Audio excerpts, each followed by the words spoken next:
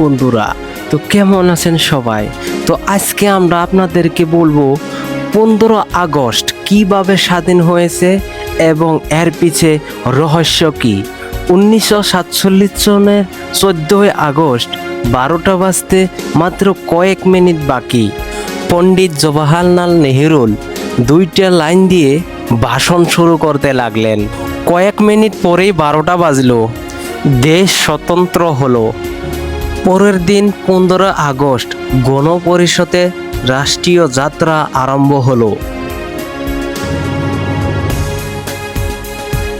তারপরের দিন যখন সকাল হয়ে গেল, সকাল হওয়ার পরে 10টা বাজাত রাষ্ট্রীয় পতাকার উত্তোলন করা হইল।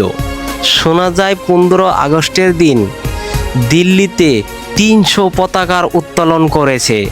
পবিত্র শহর বারাণসীতে একটা মন্দিরে মুসলমান